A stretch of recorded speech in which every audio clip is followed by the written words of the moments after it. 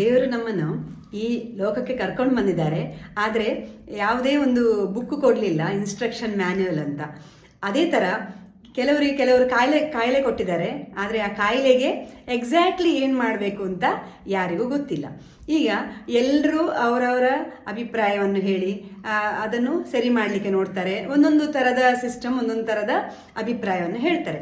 ಅದೇ ಥರ ಮುಂಚಿನ ಕಾಲದವರು ಯೋಗಿಗಳಾಗಲಿ ವೈದ್ಯರಾಗಲಿ ಒಂದೊಂದೇ ಅಬ್ಸರ್ವೇಷನ್ ಮಾಡಿ ಹೀಗೆ ಮಾಡಿದರೆ ಕೆಲವು ಕಾಯಿಲೆಗಳಿಗೆ ಔಷಧಿ, ಹೀಗೆ ಮಾಡಿದರೆ, ಹೀಗೆ ಲೈಫ್ ಸ್ಟೈಲ್ ಫಾಲೋ ಮಾಡಿದರೆ ನಾವು ಕಾಯಿಲೆಗಳಿಂದ ದೂರ ಇರ್ಬೋದು ಅಂತ ಹೇಳುವಂಥ ಒಂದು ಜನರಲ್ ಇನ್ಸ್ಟ್ರಕ್ಷನ್ ಕೊಟ್ಟಿದ್ದಾರೆ.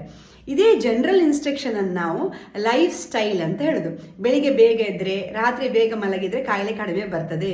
ಅದೇ ಥರ ಹಲವು ಕಾಯಿಲೆಗಳಿಗೆ ಈ ಥರದ ಒಂದು ಮ್ಯಾನ್ಯುಯಲನ್ನು ಫಾಲೋ ಮಾಡಿದರೆ ಸ್ವಲ್ಪ ಕಾಯಿಲೆಯನ್ನು ಕಂಟ್ರೋಲ್ ಮಾಡಲಿಕ್ಕೆ, ಕಾಯಿಲೆಯನ್ನು ಗುಣ ಮಾಡಲಿಕ್ಕೆ ಹಾಗೂ ಕಾಯಿಲೆಯಿಂದ ತೊಂದರೆ ಆಗದ ಹಾಗೆ ನೋಡಿಕೊಳ್ಳಲಿಕ್ಕೆ ನೀವು ಕಾಪಾಡಿಕೊಳ್ಬೇಕು ಅಂತ ಹೇಳುವಂಥ ಒಂದು ಇನ್ಸ್ಟ್ರಕ್ಷನ್ಸನ್ನು ಕೊಟ್ಟಿದ್ದಾರೆ. ಈಗ ವಾತ ರೋಗಗಳಿಗೆ ಅಂದರೆ ಜಾಯಿಂಟ್ ಪೇನ್, ಬೆಳಿಗ್ಗೆ ಎದ್ದು ತುಂಬ ಜಾಯಿಂಟ್ ಪೇನ್ ಆಗ್ತದೆ. ಇದ್ರಲ್ಲಿ ನಾನು ಒಬ್ಬರು ಲೇಡಿಯ ಒಂದು ಕೇಸನ್ನು ನಿಮಗೆ ಹೇಳಬೇಕಂತಿದ್ದೇನೆ. ಇವರು ತುಂಬ ಆ್ಯಕ್ಟಿವ್ ಆಗಿರೋ ಒಬ್ಬರು ವುಮೆನ್, 55 ಇಯರ್ಸ್ ಓಲ್ಡ್ ವುಮೆನ್. ತುಂಬ ನಡೀತಾರೆ, ದಿನದಲ್ಲಿ 3-4 ಕಿಲೋಮೀಟರ್ ನಡೀತಾರೆ. ಹಾಗೆ ಅವರಿಗೆ ಬೆಳಿಗ್ಗೆ ಎದ್ದ ಕೂಡಲೇ ತುಂಬ ಕೈಕಾಲು ನೋವು, ಗಂಟು ನೋವು, ಕುತ್ತಿಗೆ ನೋವು, ಸೊಂಟ ನೋವು ಎಲ್ಲ ಥರದ ಪೇನ್ ಇದೆ. ಆದ ಕಾರಣ ಅವರು ಚಿಕಿತ್ಸೆಗೆ ಬಂದವರು. ಈಗ ನಾವು ಔಷಧಿ ಕೊಟ್ಟಾಗ ಅವರು ಗುಣ ಆಗ್ತದೆ, ಆದರೆ ಕೆಲವು ಲೈಫ್ ಸ್ಟೈಲ್ ಚೇಂಜಸ್ಸನ್ನು ಅವರು ಫಾಲೋ ಮಾಡಲೇಬೇಕು. ಈಗ ಅದರಲ್ಲಿ ಫಸ್ಟ್ ಥಿಂಗ್ ಏನಂತಂದರೆ, ಒಂದು ಆಹಾರವನ್ನು ಚೆನ್ನಾಗಿ ತಗೊಳ್ಬೇಕು, ಆದರೆ ರೆಗ್ಯುಲರ್ ಇಂಟರ್ವೆಲ್ಸಲ್ಲಿ ಸ್ವಲ್ಪ ತಗೋಬೇಕು. ಅದೇ ಥರ ಜಾಯಿಂಟ್ ಪೇನ್ಸ್ ಅಂತ ಇದ್ದವರು, ಬಾಡಿ ಪೇನ್ ಅಂತಿದ್ದವರು ಈ ರೂಲನ್ನು ಫಾಲೋ ಮಾಡ್ಬೋದು. ಇದು ಹೇಗೆ ಅಂತ ಹೇಳಿದರೆ, ಈಗ ಬೆಳಿಗ್ಗೆ 2 ದೋಸೆ, 9 ಗಂಟೆಗೆ, 11 ಗಂಟೆಗೆ ಒಂದು 2 ದೋಸೆ, 12:30 ಗಂಟೆಗೆ ಒಂದು ಆ್ಯಪಲ್, 1:30-2 ಗಂಟೆಗೆ ಚೆನ್ನಾಗಿ ಊಟ ಮಾಡೋದು. ಈ ಥರ ರೆಗ್ಯುಲರ್ ಇಂಟರ್ವೆಲ್ಸಲ್ಲಿ 2 ಅವರ್ಸ್ ಬಿಟ್ಟು ನೀವು ಫುಡ್ಡನ್ನು ತಗೊಳ್ಬೇಕು. ಈ ಫುಡ್ಡನ್ನು ತಗೊಳ್ಳುವಾಗ ನೀವು ಒಳ್ಳೆ ಗುಡ್ ಫ್ಯಾಟ್ಸ್ ಅಂದರೆ ತುಪ್ಪ ಮತ್ತು ತೆಂಗಿನಕಾಯಿ ಈ ಥರದ ಆಹಾರವನ್ನು ತಗೊಳ್ಬೇಕು. ಯಾಕಂದರೆ ಇದು ವಾತಾಹಾರ ಆಹಾರ ಅಂತ ಹೇಳ್ತೇವೆ. ಮಿಲ್ಕ್ ಇದೆಲ್ಲ ವಾತಾಹಾರ ಆಹಾರ. ಈ ವಾತಾಹಾರ ಆಹಾರ ತಗೊಂಡಷ್ಟು ನಿಮಗೆ ಈ ಗಂಟು ನೋವು, ಕಾಲು ಗಂಟು ನೋವು ಎಲ್ಲ ಕಡಿಮೆ ಆಗ್ತದೆ. ಅದೇ ಥರ ತುಂಬ ಓವರ್ ಥಿಂಕಿಂಗ್ ಮಾಡುವವರು, ಅನಾವಶ್ಯಕ ಚಿಂತೆ ಮಾಡುವವರು ಸಮೇತ ಈ ವಾತಾಹಾರ ಆಹಾರವನ್ನು ತಗೊಳ್ಬೇಕು. ವಾತಾಹಾರ ಆಹಾರದಲ್ಲಿ ಎಲ್ಲ ಥರದ ಆಯಿಲ್ಸ್, ಘೃತ, ತೈಲ, ವಸ, ಮಜ್ಜ ಅಂತ ಹೇಳ್ತೇವೆ, ಇದೆಲ್ಲ ಸ್ನೇಹನ ಅಂತ ಹೇಳ್ತೇವೆ. ಆಯಿಲಿ ಪದಾರ್ಥಗಳನ್ನು ಸ್ವಲ್ಪ ಜಾಸ್ತಿ ತಗೋಬೇಕು.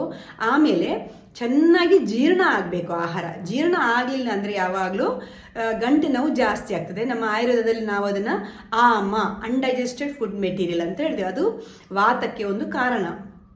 ಆದ ಕಾರಣ ಆಹಾರ ಏನೇ ತಗೊಂಡ್ರೂ ಚೆನ್ನಾಗಿ ಜೀರ್ಣ ಆಗಬೇಕು. ಆದಷ್ಟು ರಾತ್ರಿ 7:30-8 ಗಂಟೆಗೆ ನೀವು ಊಟ ಮಾಡಿ ಮುಗಿಸ್ಬೇಕು.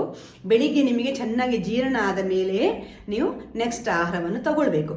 ಇನ್ನು ವಾತ ತೊಂದರೆಗೆ, ಕೈಕಾಲು ಗಂಟು ನೋವಿಗೆ ಉಪವಾಸ ನಿಷಿದ್ಧ. ಅಂದರೆ ಆಹಾರವನ್ನು ಬಿಡಬಾರ್ದು, ಟೈಮಾಗಿ ಆಹಾರ ತಗೊಳ್ಬೇಕು, ತುಂಬ ಲೇಟಾಗಿ ಆಹಾರ ತಗೊಳ್ಬಾರ್ದು, ಚಿಂತೆ ಮಾಡಬಾರ್ದು.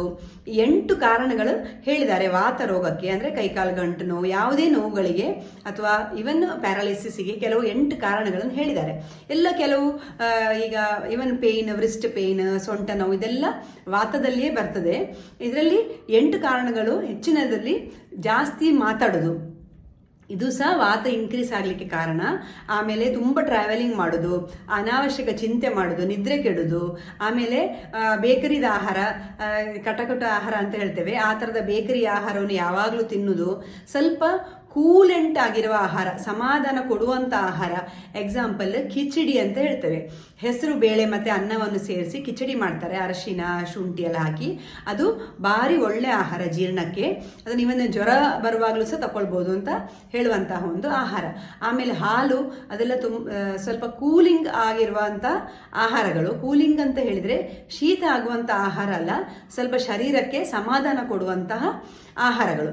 ಈ ಥರ ಆಹಾರಗಳು ತಗೊಂಡ್ರೆ ವಾತ ಸ್ವಲ್ಪ ಕಡಿಮೆ ಮಾಡಲಿಕ್ಕೆ ಸಹಾಯ ಆಗ್ತದೆ.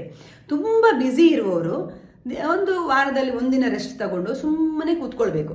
ಈಗ ಬ್ಯುಸಿ ಇದ್ದವ್ರಿಗೆ ಏನಾಗ್ತದೆ ಅಂದರೆ, ಕೆಲಸ ಮಾಡಿ ಹೊರಗಡೆ ಎಲ್ಲ ಥರದ ಕೆಲಸ ಮಾಡಿ ಓಡಾಡಿ ಬಂದ ಮೇಲೆ ಮನೆಯಲ್ಲಿ ಬಂದು ರೆಸ್ಟ್ ತಗೊಳ್ಳಿಕ್ಕೆ ಆಗೋದಿಲ್ಲ. ಲೇಡೀಸ್ ಆದರೆ ಅಡುಗೆ ಮನೆ ಕೆಲಸ ಮಾಡ್ತಾ ಇರ್ತಾರೆ, ಕ್ಲೀನಿಂಗ್ ಮಾಡ್ತಾ ಇರ್ತಾರೆ, ಗಂಡಸರಾದರೆ ಬೇರೆ ಥರದ ಕೆಲಸ ಮಾಡ್ತಾ ಇರ್ತಾರೆ, ಅದು ಅವರವರ ನೇಚರ್. ಆದರೆ ಆ ನೇಚರ್ನವರಿಗೆ ಜಾಸ್ತಿ ವಾತ ವೃದ್ಧಿ ಆಗೋದು, ಕೈಕಾಲು ಗಂಟು ನೋವು ಅಥವಾ ಆ ಥರದ ಕಾಯಿಲೆಗಳು ಬರೋದು. ಆದ ಕಾರಣ ಸ್ವಲ್ಪ ಸಮಾಧಾನವಾಗಿ ಕೂತ್ಕೊಂಡು ಮೆಡಿಟೇಷನ್, ರಿಲ್ಯಾಕ್ಸೇಷನ್, ಶರೀರಕ್ಕೆ ಸ್ವಲ್ಪ ಆರಾಮ ಕೊಡಲಿಕ್ಕೆ ನೋಡಬೇಕು. ಹಾಗಿರುವಾಗ ನಿಮಗೆ ಇವನ್ ನೋವುಗಳಿಂದ ಸ್ವಲ್ಪ ಬೇಗ ರಿಕವರಿ ಆಗ್ತದೆ, ಆಮೇಲೆ ಹೊಸ ನೋವುಗಳು ಬರೋದಿಲ್ಲ. ಇನ್ನು ಈ ಸ್ಪೈಸಸ್ಸನ್ನು ಜಾಸ್ತಿ ತಗೊಳ್ಬೋದು. ಈಗ ಅರಶಿನ, ಶುಂಠಿ ಆ ಥರದ ಸ್ಪೈಸಸ್ಸನ್ನು ತಗೊಳ್ಬೋದು. ಆದರೆ ಅದನ್ನು ಯಾವುದರೊಂದು ಮೀಡಿಯಮ್ಮಲ್ಲಿ, ಎಕ್ಸಾಂಪಲ್ ಈಗ ಹಾಲಿಗೆ ಕಷಾಯ ಥರ ಮಾಡಿ ತಗೊಳ್ಬೋದು.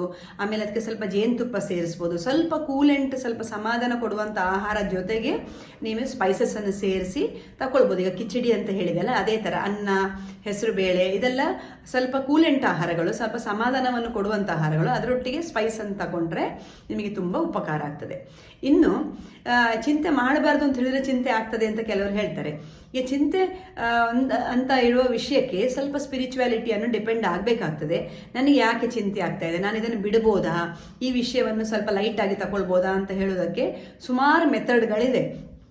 ಅದರಲ್ಲಿ ನಿಮಗೆ ಹೀಲಿಂಗ್ ಮೆಥಡ್ಸ್ ತಗೋಬೋದು, ರೇಖಿ ತಗೊಳ್ಬೋದು, ಅಥವಾ ನಿಮಗೆ ಒಂಥರ ಇನ್ನರ್ ಚೈಲ್ಡ್ ಹೀಲಿಂಗ್ ಅಂತ ಹೇಳ್ತಾರೆ, ಚಕ್ರ ಹೀಲಿಂಗ್ ಅಂತ ಹೇಳ್ತಾರೆ. ಈ ಥರ ಎಲ್ಲ ಮೆಥಡ್ಸಲ್ಲಿ ನಿಮಗೆ ಒಳಗಡೆ ನಿಮಗೆ ಸಣ್ಣ ಪ್ರಾಯದಲ್ಲಿಂದವೇ ಇರುವಂತಹ ಕೆಲವು ಬೇಜಾರುಗಳು ಇದನ್ನೆಲ್ಲ ತೆಗೆದು ಸ್ವಲ್ಪ ಫ್ರೆಶ್ ಆಗಿ ಮಾಡಿಕೊಂಡು ಹೋಗ್ಬೋದು. ಈ ಥರದ ಒಂದು ಮೆಥಡ್ಸ್ ಎಲ್ಲ ಕಡೆ ಲಭ್ಯ ಇದೆ, ಅದನ್ನು ನೀವು ಅಡಾಪ್ಟ್ ಮಾಡ್ಕೊಳ್ಬೋದು. ಇನ್ನು ಕೂಲಾಗಿ ನಿಮಗೆ ಕೂಲ್ ಮಾಡ್ಕೊಳ್ಳಿಕ್ಕೆ ಆಗೋದಾದರೆ ಸ್ವಲ್ಪ ಮೆಡಿಟೇಷನ್, ಸ್ವಲ್ಪ ನೇಚರ್ ವಾಕ್, ಬೀಚಲ್ಲಿ ನಡೆಯೋದು, ಆಮೇಲೆ ಗಿಡದ ಹತ್ರ ಹೋಗೋದು, ಗಾರ್ಡನಿಂಗ್ ಮಾಡೋದು, ಈ ಥರದ ಆ್ಯಕ್ಟಿವಿಟೀಸನ್ನು ಮಾಡಿದರೆ ಸಹ ಕೆಲವರಿಗೆ ಕೂಲ್ ಆಗ್ತದೆ. ಆದರೆ ನಿಧಾನವಾಗಿ ಸಮಾಧಾನವಾಗಿ ಮಾಡಬೇಕು. ಅದನ್ನು ಸಮೇತ ಗಡಿಬಿಡಿ ಮಾಡಿ ಅಥವಾ ಅರ್ಜೆಂಟಾಗಿ ಮಾಡೋದು, ಹೀಗೆ ಆಗಲೇಬೇಕು ಅಂತ ಹೇಳುವಂಥ ಒಂದು ಆ್ಯಟಿಟ್ಯೂಡಲ್ಲಿ ಮಾಡೋದು, ಆಗ ನಿಮಗೆ ರಿಲ್ಯಾಕ್ಸ್ ಆಗೋದಿಲ್ಲ.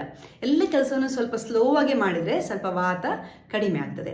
ಇದು ನಾನೊಂದು ಶಾರ್ಟ್ ಆಗಿ ಒಂದು ಇನ್ಸ್ಟ್ರಕ್ಷನ್ ಅನ್ನು ನಾನು ನಿಮಗೆ ಹೇಳಿದ್ದು. ವಾತಾಹಾರದಲ್ಲಿ ಈ ಥರದ ಒಂದು ಇನ್ಸ್ಟ್ರಕ್ಷನ್ಸ್ ಅನ್ನು ಫಾಲೋ ಮಾಡಿದರೆ ನಿಮಗೆ ತುಂಬ ಪೇಯ್ನ್ಗಳನ್ನು ಕಡಿಮೆ ಮಾಡ್ಬೋದು. ಆಮೇಲೆ ಏಜ್ ಆದ ಹಾಗೆ ಹೊಸ ಕಾಯಿಲೆಗಳು, ಪೇಯ್ನ್ ಎಲ್ಲ ಬಾರದ ಹಾಗೆ ನೀವು ನೋಡ್ಕೊಳ್ಬೋದು. Thank you very much.